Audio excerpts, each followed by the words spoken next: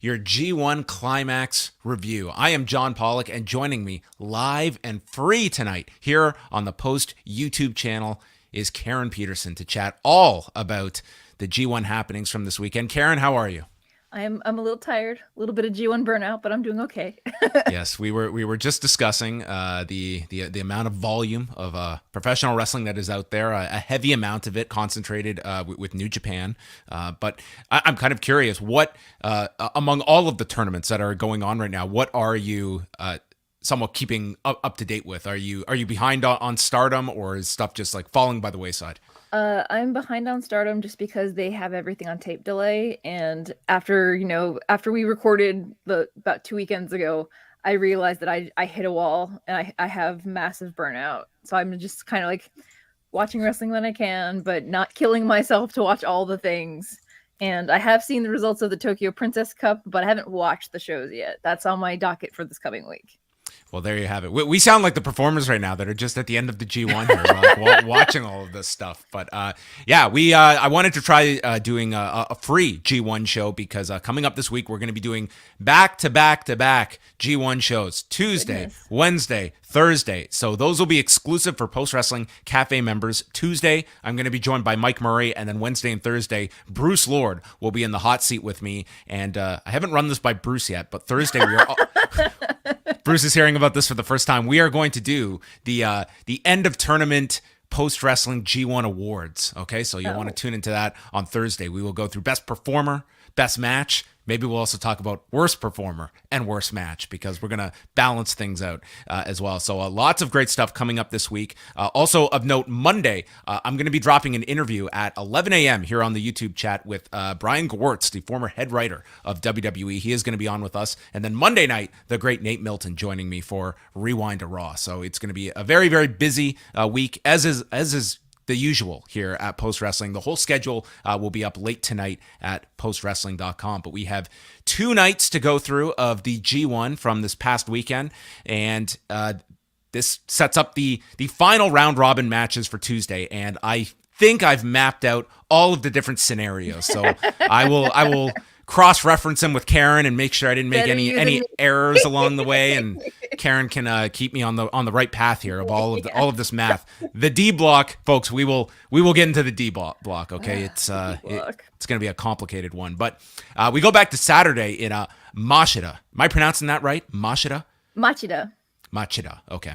Because Lyoto Machida really just throws me off when I see this particular spelling. But they had over 2,200 people at this show, 2,212, and this featured a rare 3-man booth of Kevin Kelly, Chris Charlton, and David Finlay as well. And we will also talk about the contributions of one Jonah on Sunday's card on commentary. Maybe that's going to be an award. We will give best guest commentator at the end of this G1. Some interesting candidates there. But we're going to, we'll start off here with the undercard matches that went down on Saturday. Juice Robinson, Bad Luck Fale, Chase Owens, and El Phantasmo beat Hiroshi Tanahashi, Tama Tonga, David Finlay, and Jado with the C-Trigger executed by Chase Owens on, you guessed it, Jado taking the fall. Jonah and Bad Dude Tito over Tom Lawler and Royce Isaacs. We'll be talking about Tom Lawler later. Tetsuya Naito, Sonata, and Bushi over Lance Archer, Zack Sabre Jr., and Taka Michinoku. And Kazuchika Okada, Hiroki Goto, and Tomohiro Ishii over Evil, Sho, and Dick Togo to whet everyone's appetite for the main course that was the 5 tournament matches. And you lucked in, Karen, because you got to do Sunday, which was a novel 4 tournament matches as we went to the earlier format. So always nice when you can log into New Japan World and you realize, oh, it's a 4-match day instead of 5. Yeah, definitely.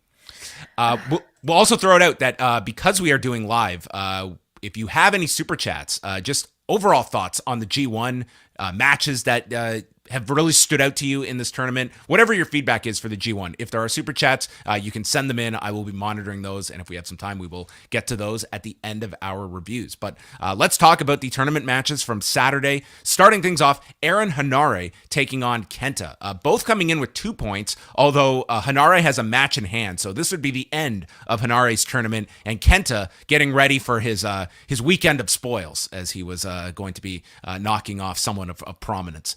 And Chris Charlton noting that he has read Kenta's entire book already. And it seemed he gave, I would say, a good recommendation, but not an overwhelming one. He said, it's good. It's good. I think I enjoyed it. So I don't know if that was Chris being polite or if it's really worth going out of your way to check out. I would think the Kenta story we talked about would be a very compelling one if he's open and honest.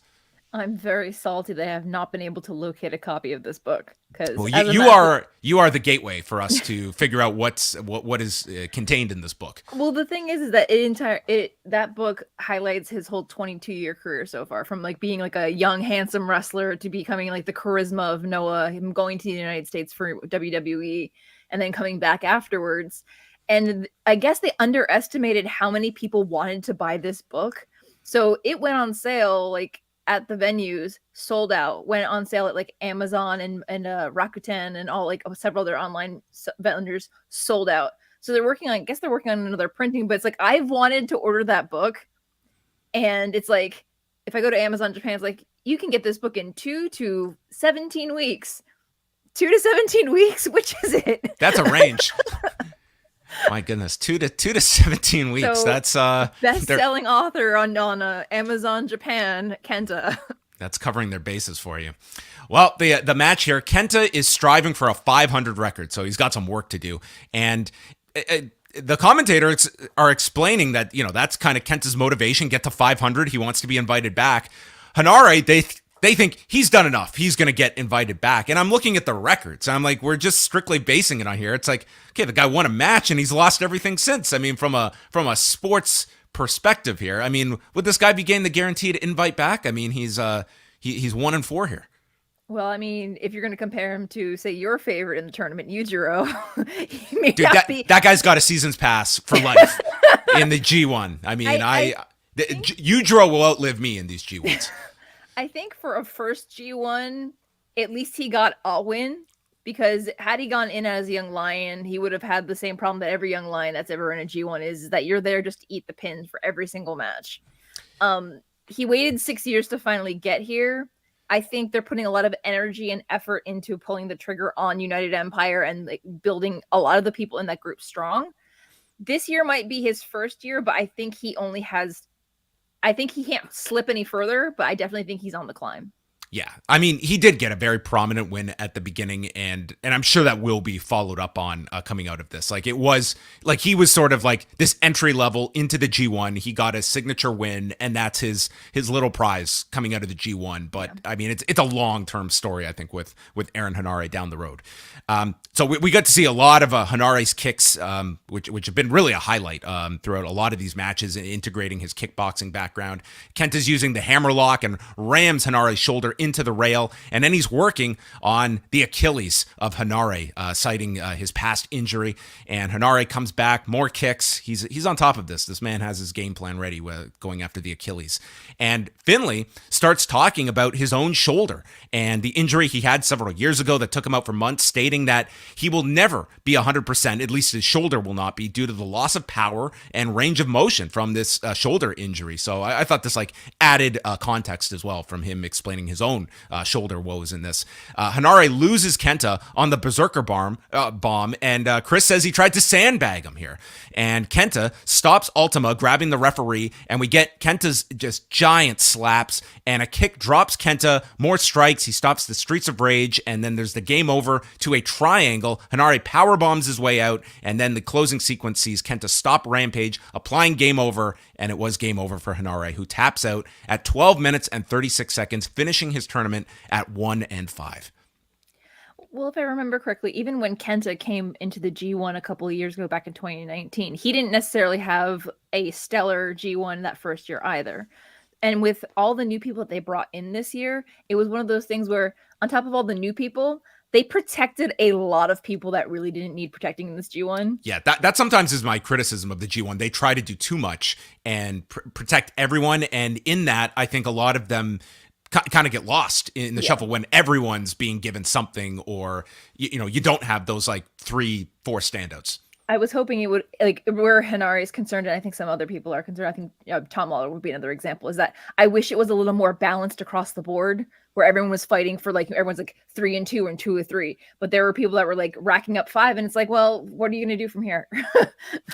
So I'm just glad that Henare finally got the chance to be in a G1 because he had been overlooked and overlooked and overlooked for multiple years. So I know it's not the ideal turnout or outcome for him, but at least he has the opportunity now.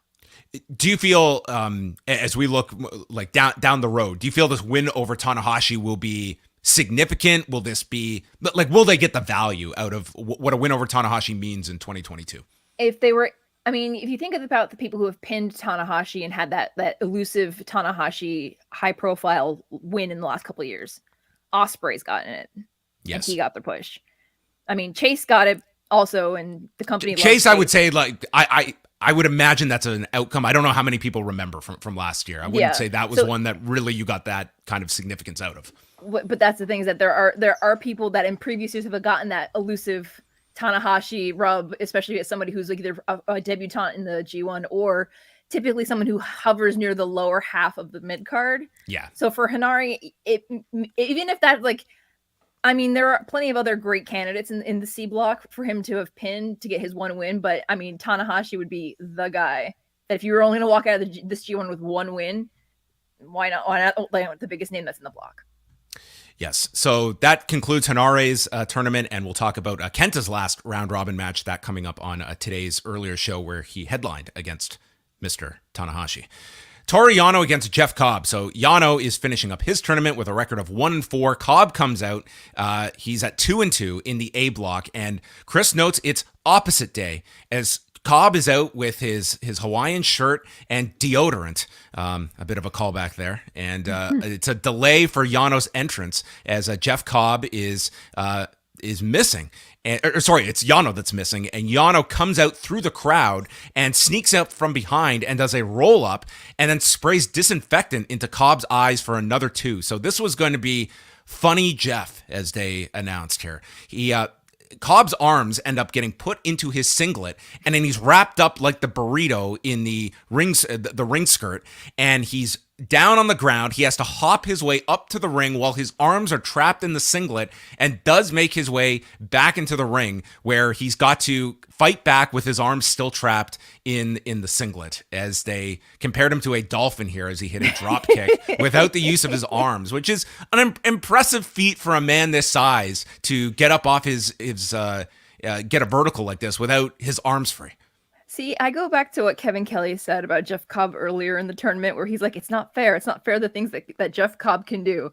And I know a lot of people are going to poo-poo on this match, and maybe it's the G1 burnout. But the fact that he leapt back into the ring with his arms in his singlet and then he did an Orange Cassidy where he just wrestled the next 3 minutes completely with his arms. Like, he committed to the gimmick, and I can't be mad at it because, I trip over my own feet walking up the stairs, and this man's doing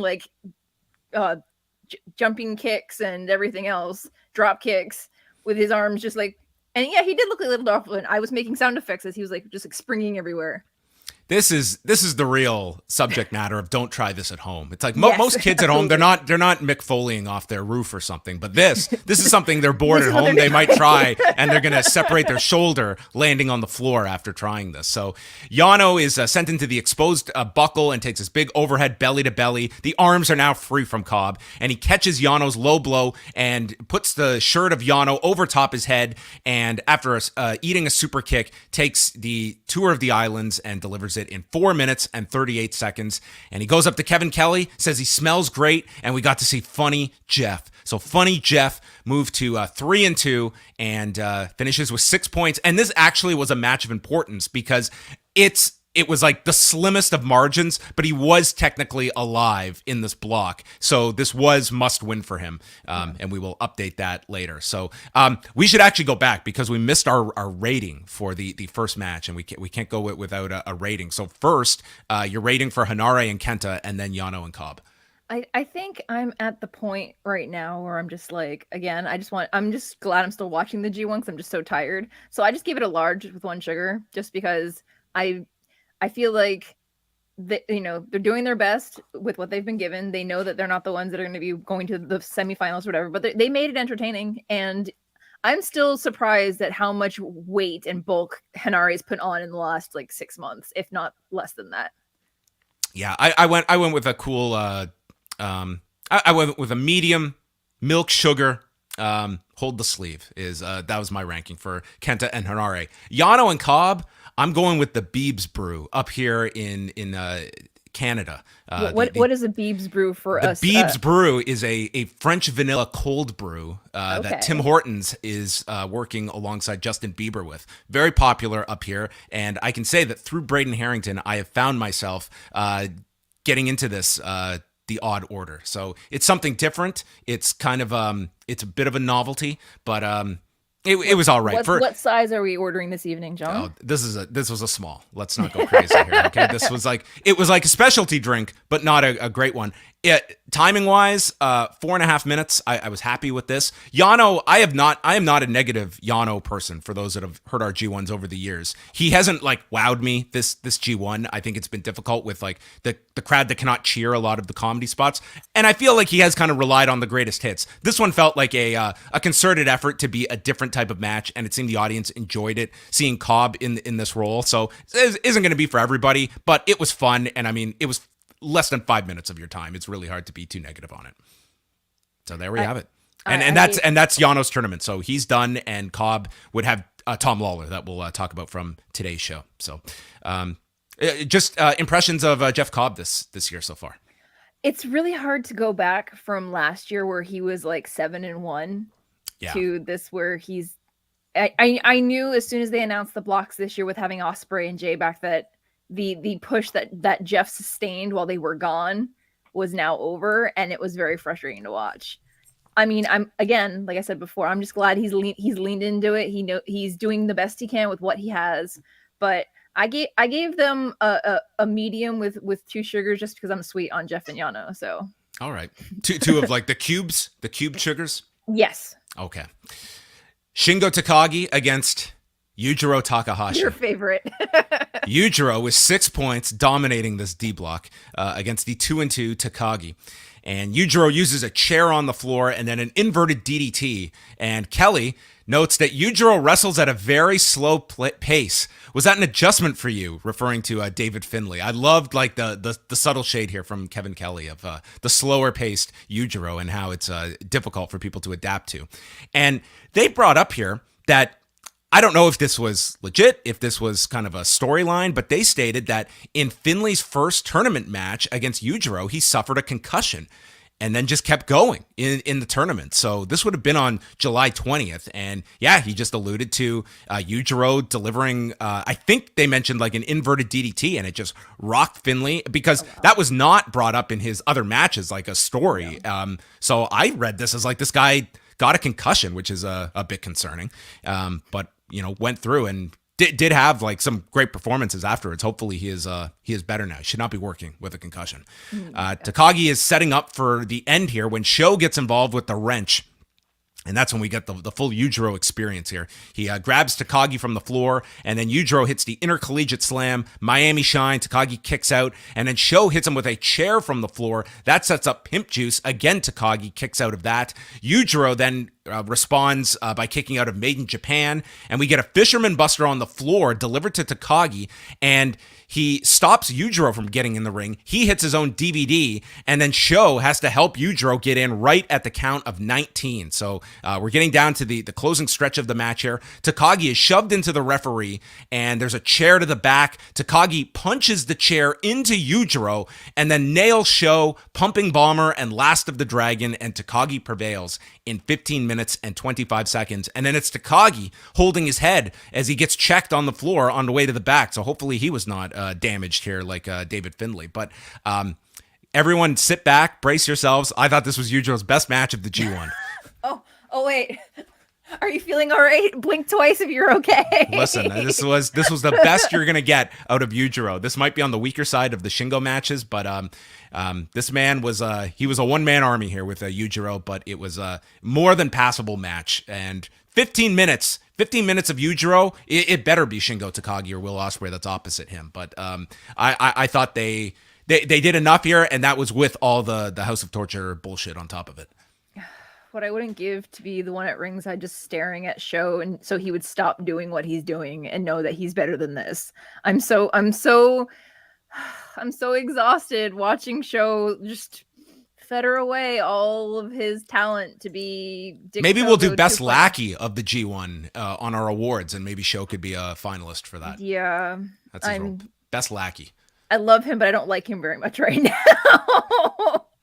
He's also up for best merch shield because he's always wearing Evil and Yujiro shirts, very much like how Ghetto wears all of Jay's stuff. He's very unselfish. I don't think he had a choice, honestly.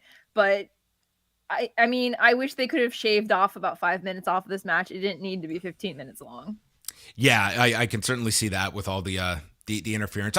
I'm numb to it at this point. I'm just like, I know what's coming. I still want, I went large with a milk in this. I'm not going to go sugar and sleeve territory, but this was a very good match, I thought, overall. So you can't say I'm biased against Yujiro here. So. It was large, black, nothing in it. Like my heart right now. Empty. Just empty. Does the job, but it's not a fun one. No. So been on the burner a little too long. So Takagi is obviously in a very important situation in the D block. We'll go over that later. He gets El Phantasmo on Tuesday, and folks, Yujiro's done for another year.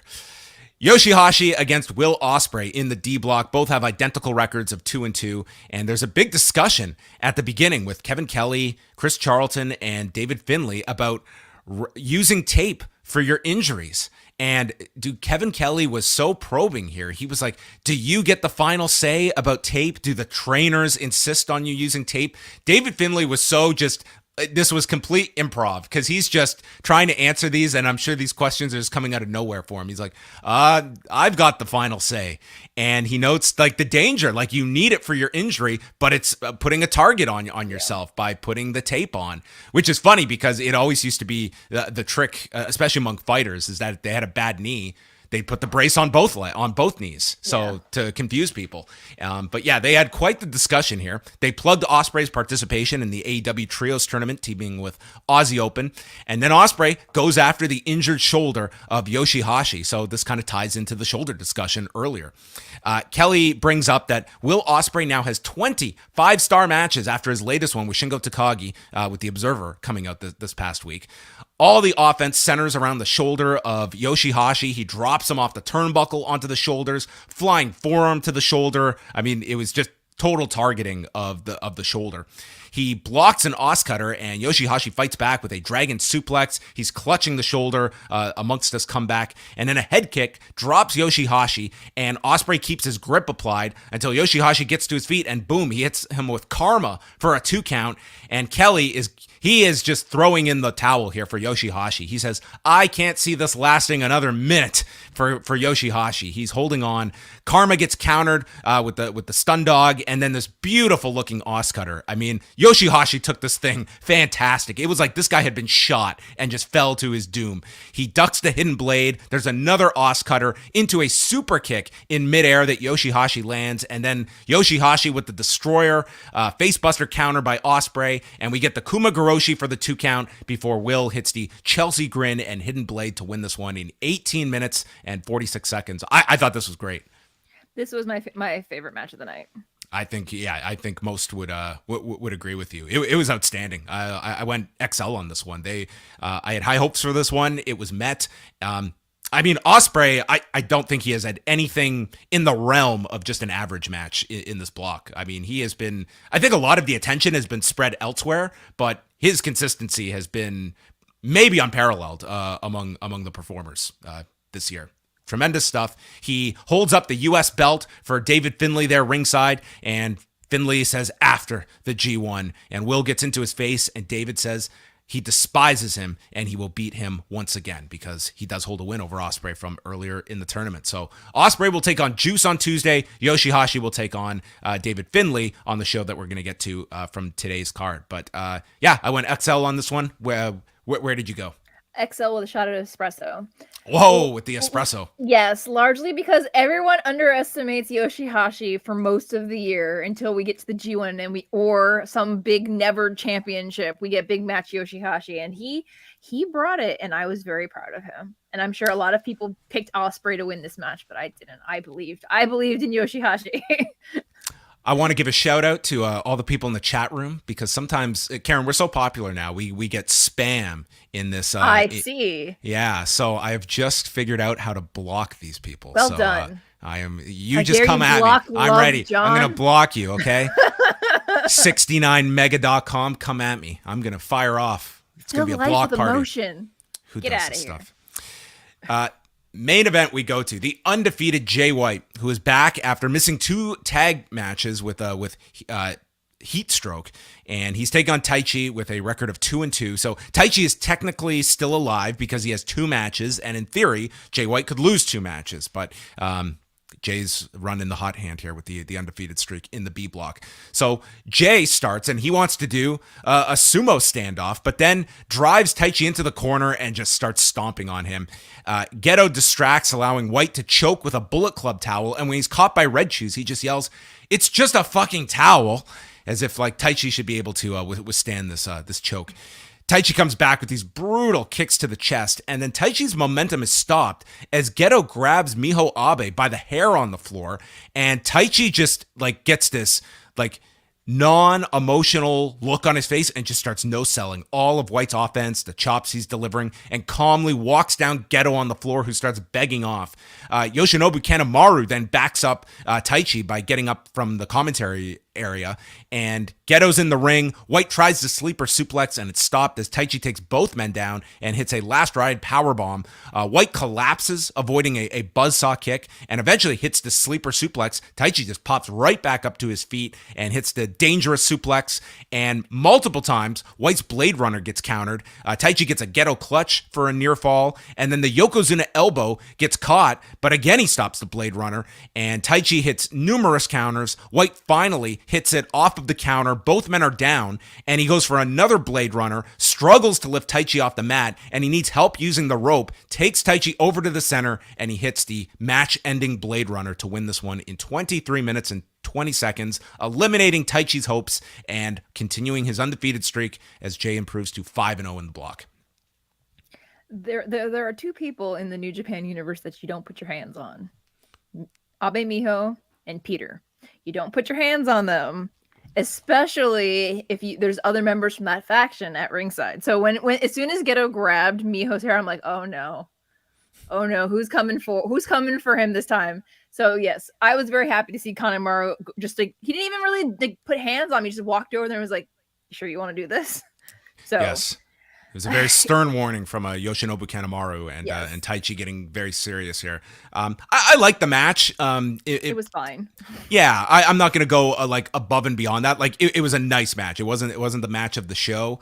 I would say like for Taichi as well. Like I think, you know, for these big matches, he really does get up for them. I wouldn't say this was either guy's that best match of the tournament. No. I still went with a large with a milk and sugar, but definitely below Ospreay and Yoshi-Hashi, which I thought was the clear-cut match of the night here. But continues the undefeated streak for Jay White, and we will talk about how that plays into the final round-robin match that he has with Tamatonga coming up later this week. But what I did think was incredible was the post-match here. So Kelly is explaining how the fans are leaving the building. They would rather walk out into a typhoon than hear Jay White gloat.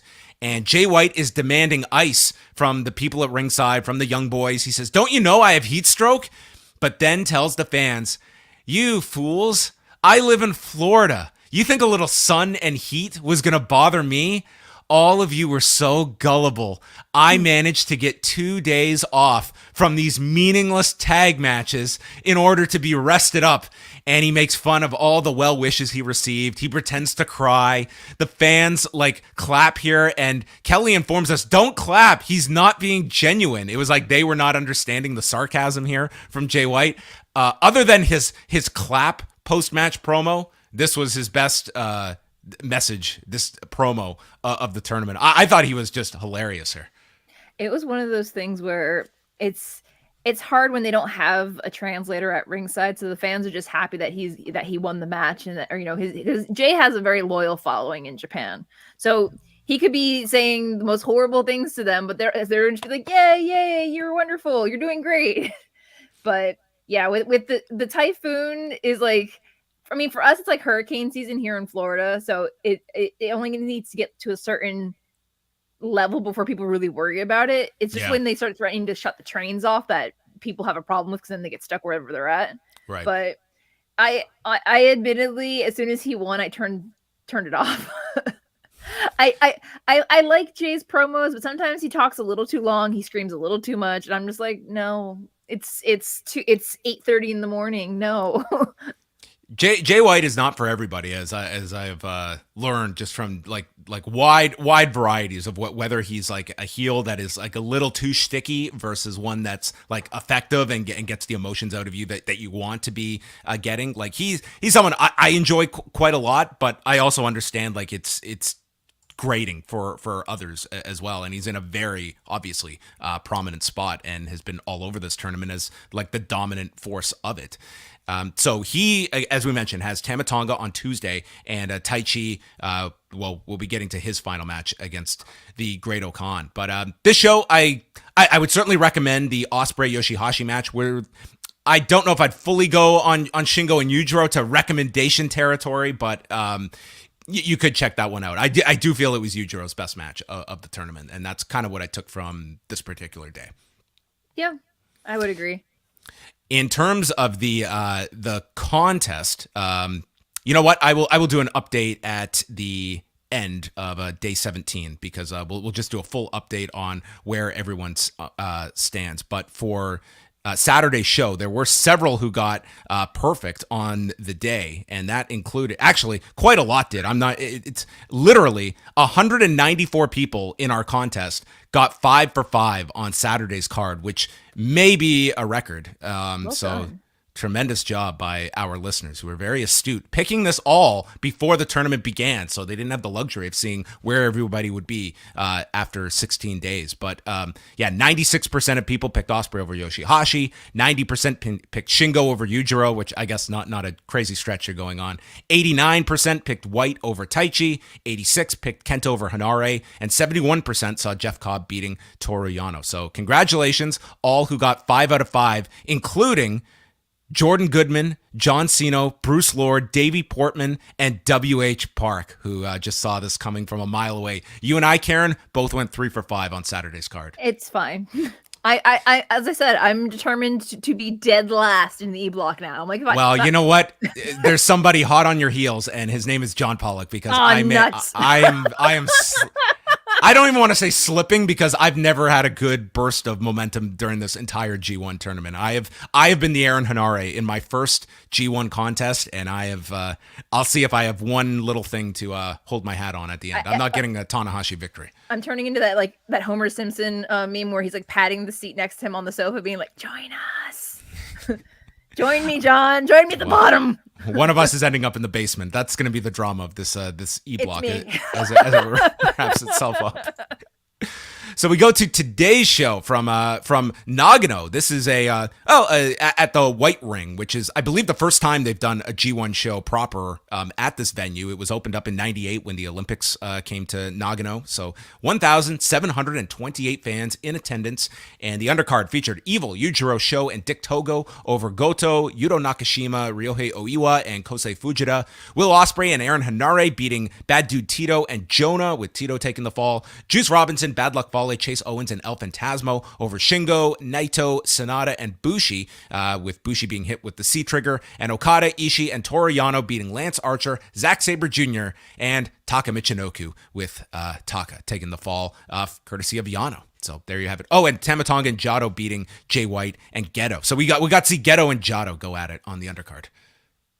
I'm still convinced that this G1 is still about the breakup of Geto and Jado, and not actually all the Bullet Club Civil War stuff. We've got 3 more nights at Budokan. plenty of time to shoot some big angle. So this one had Kevin Kelly and Jonah on commentary. I thought Jonah was great. I've loved the variety of wrestlers that have joined Kevin at commentary whenever he's outside of town. It's refreshing because I always enjoy wrestlers talking wrestling, and it also because a lot of them do it out of character, minus ELP wearing a Hawaiian shirt and eating pizza. I mean, like it makes them more human and more accessible, and like endears them even further to people who may not necessarily follow New Japan Strong very closely. Yeah. If you do go back, like I thought just getting some of my thoughts out, like I thought this was like a sneaky under the radar G1 card. Like it's not going to be everyone's favorite. Like for me, that first night in Osaka last weekend was probably a card of the tournament, unless one of these final 3 nights tops it. But this had some interesting stuff on the show, and it all kind of has stakes attached to it as we get towards the end here. But starting things off, it's Yoshi-Hashi and David Finlay in the D block, and it's the battle of the busted up shoulders of these two. Whose arm was going to stay attached throughout this match? And Finlay goes after the weakened shoulder of Yoshi-Hashi, repeated stomps in the corner, and Yoshi-Hashi stops him with a blockbuster, and then Finlay with the Uranagi backbreakers. He's elbowing the shoulder. They trade lariats. Yoshi-Hashi goes down, and then Finlay goes for the acid drop, and Yoshi-Hashi just blocks it with this cradle, and boom, he just catches him out of nowhere in 11 minutes and 14 seconds. A jarring finish, and Jonah is just playing a dick during this match on commentary. He's insulting David Finlay. He's insulting his dad. And at the end, Kelly denies to David Finlay, I wasn't trying to jinx you. So Jonah proudly says, I jinxed you. I prayed for it in the back that you would lose this. And you really didn't get the vibe that this guy was trying to be a heel, but for David Finlay, he absolutely was. We got to see quite the range of Jonah on commentary. I enjoyed it just because it's, Jonah, he kind of played back and forth of like storylines that actually have happened or are happening in New Japan Strong versus actually just caring about the wrestling. And I'll go more into how his appreciation for Kenta comes into play, and his time in Noah comes into play much later. Right. But I really enjoyed this match. It had, because of the flash pin, it felt, I need more flash pins in this tournament. They're really good to sprinkle in there, because you bite on so much more when you see that a fall can end out of nowhere. It's the same reason I like when they do like Zack and Evil, like just 44 seconds.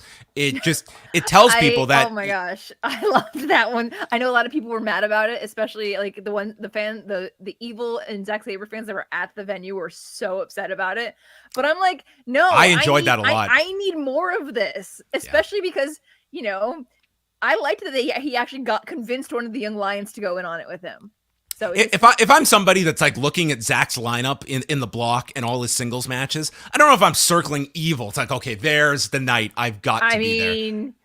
We did have big match Huge versus Takagi last night. So that's right. I'm sure that made everyone happier after losing out on the Zack Evil match. You got Yujiro in a classic. So I thought this was like a strong start to the night of tournament matches. I went large with a milk and sugar. I've been a broken record. I've been very impressed with David Finlay in this tournament overall. I think that he has just really advanced his standing significantly. Doesn't need to win this block. He has, to me, gotten plenty with the wins over Shingo and Will. There's like endless directions for him after this tournament. And I think just his overall presence, his confidence, it's been impossible not to detect that in this tournament. So just from watching him, like literally from his first match in New Japan to where he is now, like this to me was the biggest breakout over these last 5 weeks for him. I think that's the one thing that has me very hesitant about how the blocks may play out in the next couple of days, because Yoshi-Hashi and Finlay have had such a bizarrely strong G1 base, not necessarily every single match, but their matches have been consistently good. But they've also been the ones in the block racking up wins against people that they're like, there's no way they're beating Shingo. There's no way they're beating Ospreay. But like each of them hold credible wins in this tournament. So it's one of those things where I'm just like, I wanted both. I as much as I wanted, my pick is Shingo anyway. But now I'm just like, I really, really want Finlay to win. I really want Yoshi-Hashi to win. So I gave them a large with some whipped cream, caramel, and sprinkles because they're the best boys. They're the best boys in the D block. And we have more coffee to disperse with only 4 matches on this show. The B block match that followed was a Taichi at 2-3 against Great-O-Khan, who is 1-4 with 2 points. So both guys are out of it. They're just fighting for points at this point. Okan is just going to his back and trying to invite Taichi into his guard, and Taichi is setting up with the sumo stance. Neither is engaging, and they get stood up by the referee. I thought we were going to get a yellow card issued, and their pay would be affected. But the Yokozuna elbow is then met with a judo throw by Okan, who goes to the sheep killer, and Taichi stops the eliminator, but he has the grip applied as Taichi is trying for Black Mephisto and goes for a ghetto clutch for a 2 count, and then Taichi shoots in for a single leg, and it's blocked, and Okan just hits a fisherman suplex again out of nowhere, catching Taichi in only 7 minutes and 8 seconds. So both are going to end with 2-4 records. This was a really weird match. It was also a very different match, and in the G1, when we're watching all of these, I love different. So this one was like, it was a weird, but I enjoyed it for the 7 minutes that it lasted. Not at the level of the match we just talked about, but this was more up my alley. That I liked that they had like these different styles, and it was kind of like it was each of their kind of foundations colliding. I think it was just so refreshing that it wasn't the same old shtick from either of them. Totally. That they're both leaning into what they hold important to themselves as wrestlers. You know, Okan with more of the MMA and like heavy like technical wrestling background, and Taichi, even though he jokes around about all the sumo stuff, he's a huge sumo fan. He's like incorporated that it's a sport. I don't want to say martial art, but that sport into his craft. But again, I know that this match wouldn't necessarily be one for everyone, but personally, I enjoyed it, and it was short. It was short. It was 7 minutes. I'm not like breaking the ranking system on this. But I went like medium, milk, sugar, sleeve, just below like a large. But I enjoyed this. I liked the variation to it.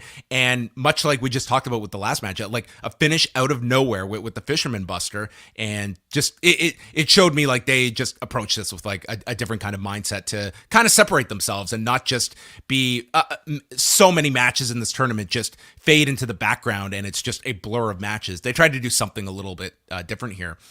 And in between matches, they're talking about Jonah wrestling at Nippon Budokan this week for the first time ever. And he brought up that he was there ringside when he was doing Noah dates for Kenta Kobashi's retirement show in 2013. So he will get his first match in the arena this Tuesday against Bad Luck Fale. So it's not all great news, but nonetheless. Sorry, I was very kind to Yujiro. Fale proved me wrong on Tuesday. I will be more than fair. That's more for Jonah. Bless Jonah. Yeah, that's going to be a rough match, but we will see what they have cooked up for Tuesday. But a cool story there, just with the backdrop there of his history being in that building. Jeff Cobb against Tom Lawler in the A block. So Jeff Cobb, as I mentioned, he's technically alive, but this is absolute must win for him. Tom Lawler is out after the Okada loss, so he is down at 2-3 in this block.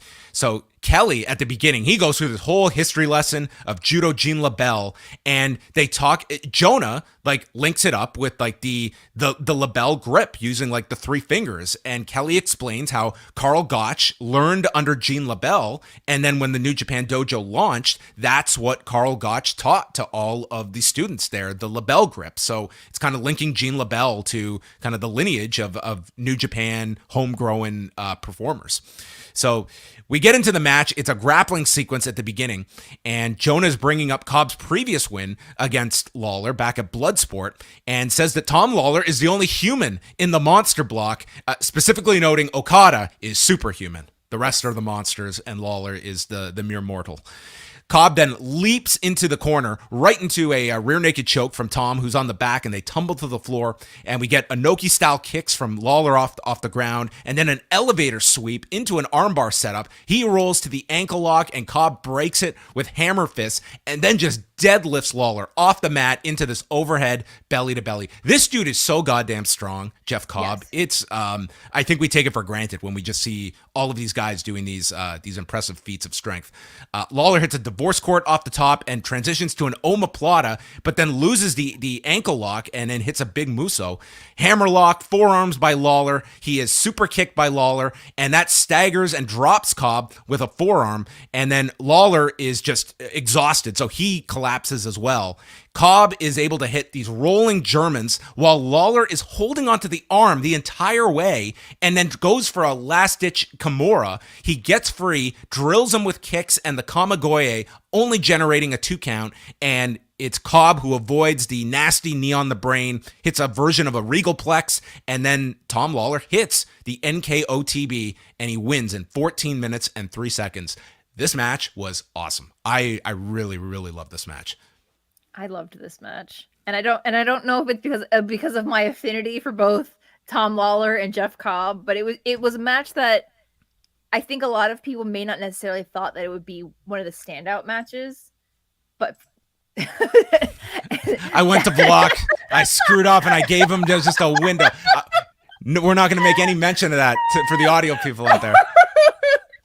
Okay, but I personally enjoyed it, but I think it was also because of how emotionally invested I have been through Tom Lawler's backstage promos. Like last time we talked, you asked me if I had watched his promos, and I'm like, I don't know if I was in the right headspace. I watched a couple right before we went on air, and I was sobbing, and I'm just like, and that's why like I have this lovely like rosy glow. It's because I was like all patchy and gross and like ugly crying, because I want more than anything to give Tom Lawler the whole world at this point.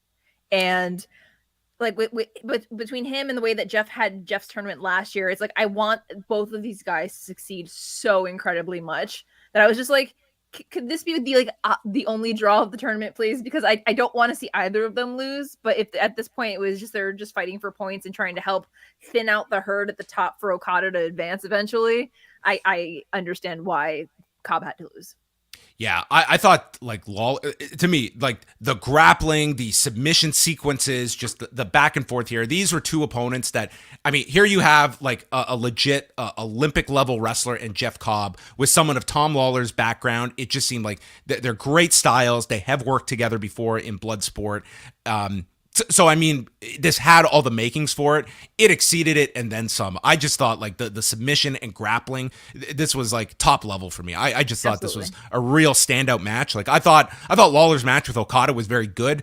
I feel this was Lawler's best match of the tournament. It was definitely my favorite of the 6 matches that he had in the G1. So ending it off really strong and getting finishing with 6 points. So he finishes at 500 and equals Jeff Cobb in both of their last matches. So I went XL with a milk and sugar on this one. I too went XL with some whipped cream and sprinkles.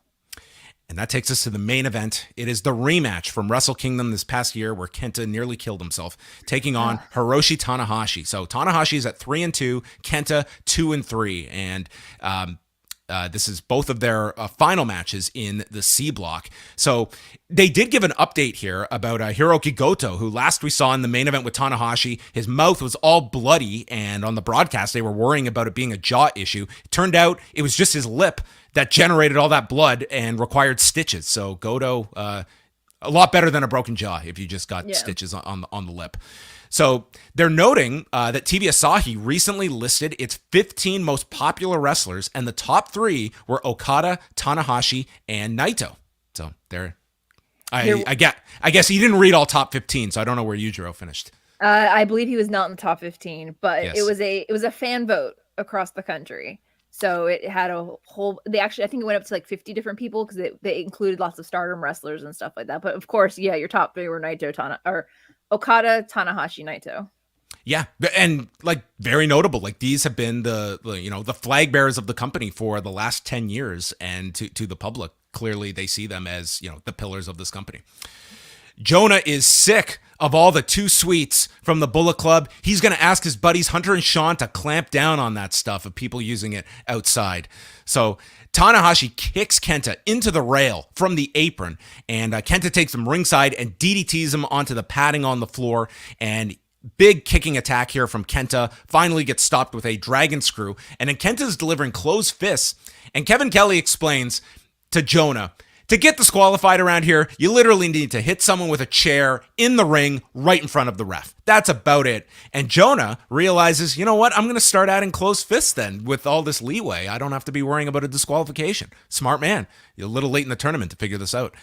Tanahashi then misses a slap and destroys Red Shoes, who takes the slap from hell. This was up there with this was definitely the best ref bump of the tournament, and there's probably about 250 candidates for ref bumps in this G1. Yes, but I think in all fairness, when Tanahashi hit him, I was like, oh, like I felt that. I felt like he slapped someone's grandma, and then like Red Shoes just followed through and just like almost fell out of the ring with the momentum. It was hands down the best ref bump of the entire month that we've been watching this. This was one where this slap legitimately justified Red Shoes being down for as long as he was. Like, dude, Tanahashi ice pack on his face. Dude, they were icing the jaw, yeah. And dude, Tanahashi did not take the dude. This was Stephanie McMahon times 10. It was he rocked him with this slap. So. Quite the visual. And Kenta then goes underneath the ring and pulls out the crutch, a metaphor if there ever was one for these Bullet Club matches, and sets up the dreaded Japanese table on the floor. And it was interesting because, dude, this crowd, you could have heard a pin drop, and the commentators are noting it, that they're just in awe here. They can't believe what they're seeing, but it was so quiet. There was no sound in any of this. It was like silent library or something. So Kenta teases the double foot stomp to the floor, but Tanahashi meets him on the turnbuckle. There's headbutts by Kenta. That leads to a green killer. This is where Red Shoes is icing his jaw as he's trying to recover. Man did finish the match. And Kenta hits the double stomp, only gets a 2 count, and then he takes the table from the floor and he just uses the table as a weapon to throw at Tanahashi. And he then drapes him. He's hanging onto the middle rope when this table just blasts him in the head. Yeah. He tried for several attempts at the GTS, but Tanahashi stopped him, hit the sling blade, hit aces high, but then the high fly flow lands on Kenta's knees, Bosaiku knee, and then goes for the GTS. Tanahashi battles a counter here with an inside cradle, and then Kenta with the crazy slaps, a knee to the face, and he hits the GTS, pinning Tanahashi, gaining his revenge in 23 minutes and 47 seconds, not only getting the win and moving up to 500, but Tanahashi is now mathematically eliminated from the C block as a result of this loss, as Kenta sits over top of him, and the announcers tell us that it is not over between these two. It was one of those things where when that table came out, I feel like the audience was like in awe, but they were also mortified because they remember, one, because of course commentary talked about the scars that were on Kenta's back from the table from Wrestle Kingdom, but also they all know that those tables, when I was in Japan, those were the bane of my existence. So I would clip my leg on them in the staff room all the time. So I know that those are like they're not very flexible and they don't have much give. But when they did that, when he threw it at Tanahashi and Tanahashi didn't even bother to cover his head. Oh, I was like, no. You can do the chairs. So they all, the cushions are kind of like they're rigged so that the cushion will pop out. But that table has zero give. Like the amount of F's it would give, 0. So I was like, oh no, we're not doing this again. We're not going here again, are we? No, please don't. Please don't. The heads to the table, like the El Phantasmo juice match, that's the one where Phantasmo takes his head and he just bashes it over and over until there's a hole in the table. I was like, man, this head stuff is just not for me at all. No.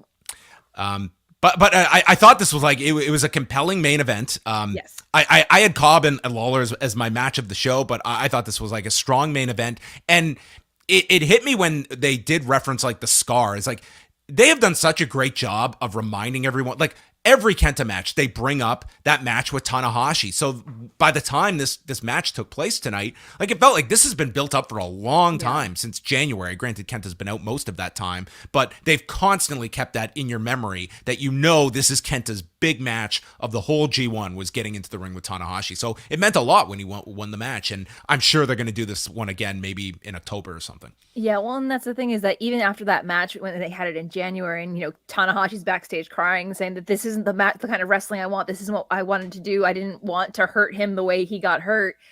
And then Kenta basically just tweeted at him being like, "But we went out there and we did it.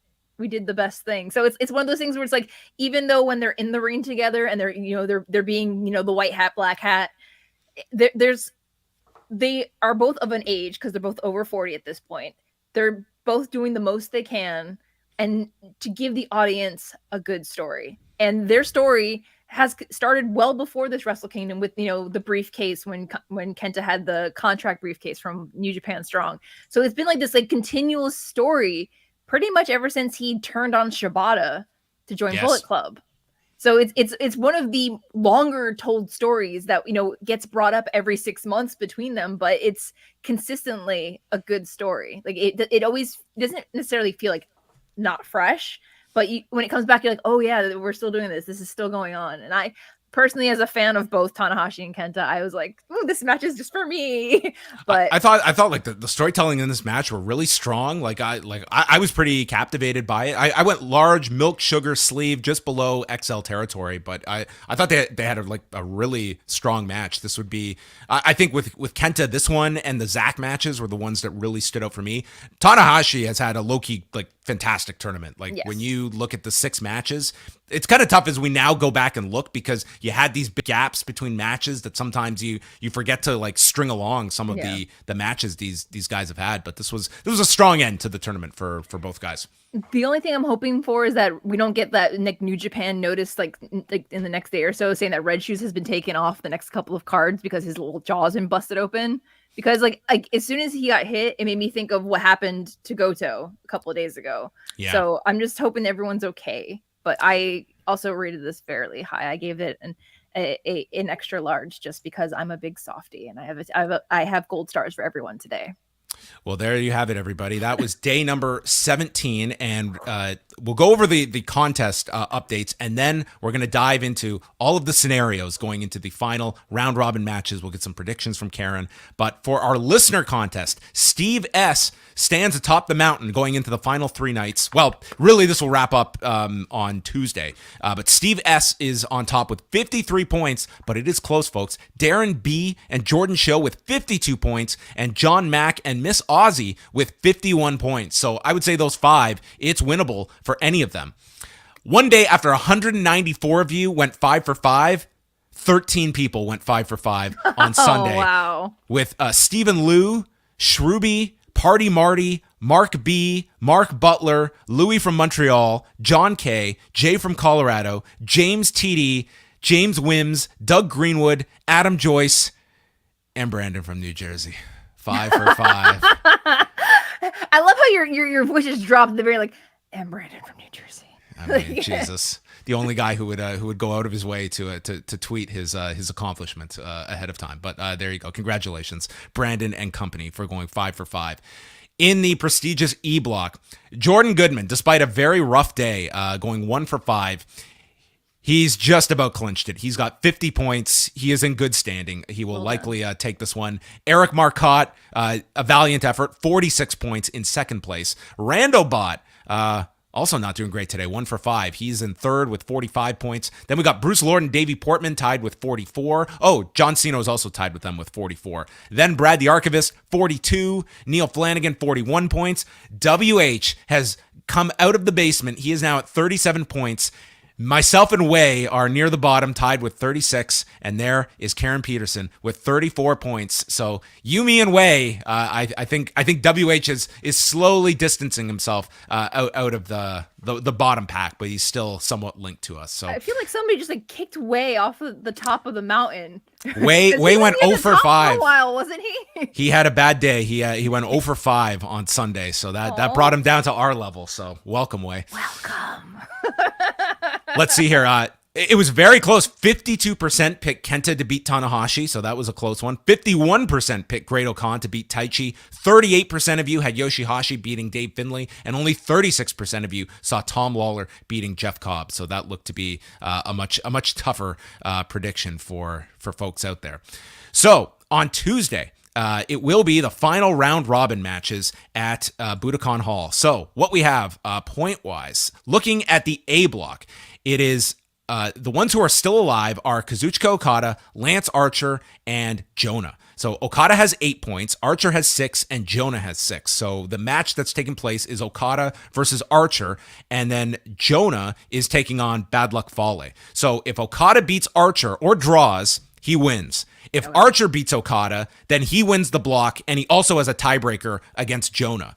Okay. In order for Jonah to win, both Archer and Jonah would have to win, because then Jonah has the tiebreaker against Archer. So those are our scenarios. So winnable for any of these three. I would be stunned if it is not Okada coming out of the block. Do you see any chance of an upset victory by Archer or Jonah? If it were to be Archer or Jonah, that would I would be more likely to understand it if Jay advances out of B block, because they're not going to have Jay lose and before going to the finals. But I still think it's going to be Okada. Yeah. I feel Okada wins this one, and that will be Archer's downfall at the end. B block is the simplest. It's Jay White against Tama Tonga, and the winner advances. For like a week or so out, I assume that White would have a loss to give, but the way this ends up is he does not have a loss to give, and I feel he's just going to sweep the block here and finish 6-0 and advance. It's difficult because I feel like they need to start setting up challengers for Jay leading towards Wrestle Kingdom, and usually the champion at this point has dropped at least a loss, unless it was, I think, Okada and Jeff were on the last night last year. Yes. But at that point, Tama had already beaten Okada. Tama beat. It was Cobb that beat. Where are we going here? So Tama got the win against Okada, and then Cobb had. Where was Cobb's win? Cobb lost to Okada last year. That's right. But Okada wasn't champion last year. Sorry. We can't do complicated G1 math outside of the own year. There's only so much capacity. Shot. But I mean, I would like Tama to advance, if only to set up a match against Jay, so Jay has a challenger coming out of this tournament. Well, that's what I thought was conventional thinking, was someone beats him to set up King of Pro Wrestling or Power Struggle. That's kind of my thinking now, is that Okada beats Jay, although that feels like way too big of a match to go to in October or November. Yeah, but and we had it earlier this year too, so it's like I don't want Jay and Okada's another one I don't want to see too much of too close. Yeah, I'd be surprised though if it's not Okada and Jay White, but I don't know. We'll see if Tama Tonga maybe has the big upset here, or if someone else squeezes out of the A block. But I'm still leaning towards Okada and Jay White. Yeah. Now the C block, it is down to Zack, Naito, and Goto. So Zack has 8, Goto and Naito have 6 points, and they are all technically still alive. So Zack is taking on Naito. Huge match in the tournament. That was the one and only match for Naito last year when he got hurt and was removed. So if Zack wins or draws, he wins. If Naito beats Zack, then Goto also has to lose, because Goto has the tiebreaker by beating Naito earlier. If Naito and Goto both win, it would be a 3-way tie. Zack has the tiebreaker over Goto, and Goto, as I said, has the tiebreaker over Naito. I do feel one of the blocks, it's just they've played up the playoff match so much that this is the block I could see it happening, because that second night at Budokan, I think you want to fill it out a bit more beyond the 2 semifinal matches. This is the one I could see of Naito having to win earlier in the night and then face your D block winner that same night, and you're telling the story of Naito having to wrestle 2 matches on Wednesday and come back for the finals potentially on Thursday. So that's kind of my pick of the 3 blocks, which one has the playoff round. I guess there's an outside chance you could do that with the A block, but the C, it does seem possible they could do that playoff round. My thing is that commentary has been talking more about the multi-person runoff for D block. Yeah, which just sounds like a nightmare to try and figure out if everyone tied. Part of me still wants Naito to be the one to advance out of C, just because I'm hoping we get Naito Shingo finally. I feel that is the match we're going to get at the end of all this. How they get there will be interesting. But yeah, so if Naito and Goto win, that would create our 3-way tie. Goto is taking on Evil on Tuesday as well. So Evil could also pick up 2 points and just eliminate Goto's hopes there. And then it would be Zack and Naito to determine the block. D block. So there is a chance where everyone could finish with the same amount of points. But it's 2 matches. It's Takagi against Phantasmo and Ospreay against Juice Robinson. So if both win, Takagi is advancing because he has the tiebreaker over Ospreay. If both of them win, Takagi wins. If both lose, everyone in the block is tied. And I don't know what you do with 7 people to figure that out. They've played it up a lot, so I can't say there's no chance of that happening. It just seems so complicated, but you also have a whole Budokan show to book the next day, so you can't dismiss it outright. If Ospreay wins or draws and Takagi loses, then Ospreay advances. So those are, I feel ultimately this comes down to Takagi and Ospreay, and it's whoever you think is going ahead. At the beginning of the tournament, I picked Takagi to win the block. I think you did the same because of the Naito factor in the C block. So I'm sticking to that prediction that however this ends, Takagi wins the block. And also, Ospreay has the whole situation with Finlay and Juice over the U.S. Championship. So I feel like Ospreay already has. Plus, he has the AEW thing next week. But I feel like he already has something teed up for the finals day, where he could theoretically have a title defense on that last day. Yeah, I feel Naito and Ospreay is a match that I just wouldn't want to do on a day's notice. I think that could be a really big match next year. They need time to heal up. I'm sorry. Yeah. Like, I think this is your one chance to do Naito Takagi with a reason for the LIJ members to face one another. That, we know it was going to happen last year in the round robin, and it was taken away. More organic this way, so. Yeah, so that's where I kind of see things going. I'll put you on the hot seat. Who is going to be our G1 winner? Is it Naito? Is it Tama Tonga? Is it El Phantasmo, who's going to surprise everyone after the 7-way tie? I mean, Yujiro's not going to come in and win the whole thing now. No, he's gone. I am firmly in the Naito camp. All right. Well, there you go.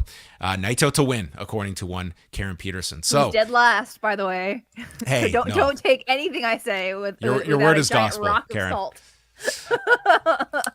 So just looking once again for Tuesday's show, it's 8 round robin matches, and Mike Murray will be with me on Tuesday to go through that card. Okada against Lance Archer, Jonah against Bad Luck Fale, Ishii against Sonata, Tama Tonga against Jay White, Goto against Evil, Naito versus Zack, Shingo against Phantasmo, and Ospreay against Juice Robinson. This looks like an awesome card on Tuesday, as much as we look at all the different, there's a ton of stakes involved, which are only going to enhance the matches, but this is a pretty solid 8-match card that they have set up for Tuesday. I feel like the weekends they were a little stingy this G1 on the great matches on the weekends, because I keep seeing all these cards for the weekdays that everyone else gets to review, and I'm like, wait, that card's so much better than what I get. So I know it's that last stretch, and they're going to try to sell out the Budokan 3 days in a row, which is why they stack it that hard. But man, it's one of those things where just some of those matches, I understand why they're placed there, because those are this could be the ones that make or break the tournament for people. But I just feel bad for everyone else who's already out at this point that are just showing up to play spoiler. Yeah, and there'll probably be a lot of that on Tuesday's card as well, as hopes are dashed. So there you go. You're all up to date now on the latest on the G1. So again, Tuesday, Wednesday, and Thursday, we will have shows for Post Wrestling Cafe members. Mike Murray with me Tuesday, and then Bruce Lord on Wednesday and Thursday. Bruce and Mark Buckledy have been doing a fantastic job with written reports on all of the shows. And catch this weekend's Dream Slam Weekly from Karen Peterson. She has you all covered of all things Joshi in Japan, and going through the 5-star Grand Prix and every other promotion under the sun. She's got you covered. Anything else you want to throw out there that you're working on? Right now, nope. All is good. Simple. Doesn't have to promote. We are back on Monday night, folks. So we got the Brian Gewirtz interview dropping at 11 a.m. And Cafe members might get that a few hours early when you wake up. And then Monday night, Nate Milton is with me on Rewind to Raw. So Karen, thank you as always for joining me. Thanks to everyone for joining us live, except for the bots that I tried my best. I had one I'm doing I'm holding many tasks here all at once. Thank you, Brian, for the kind words. Eric, Paul, all of you in the chat room. guys. MJ, we will be chatting with you many times this week. And this is the last G1 show with Karen. So, Karen, I just wanted to thank you for hopping on with me. It's always great to chat with you. And, I was really happy with all of our G1 coverage this year, and you were a big part of it. Thank you so much. I had a great time participating. And again, if you need me next year, you know where to find me. Already recruited, okay? Unlike Henare having to wonder if he gets the invite back or not, the letter is in the mail. You are Even officially if I'm hired. dead last in the E block, I'm like, oh, pick me. No, it's the long-term build. You just watch. Next year, Karen's coming back with a vengeance. She's going to Jay White this thing. She's going undefeated. I'm Perfect just picks. happy to be here, Karen. All right, everybody. That is going to wrap it up. Thanks for joining us, and we will speak with you on Monday.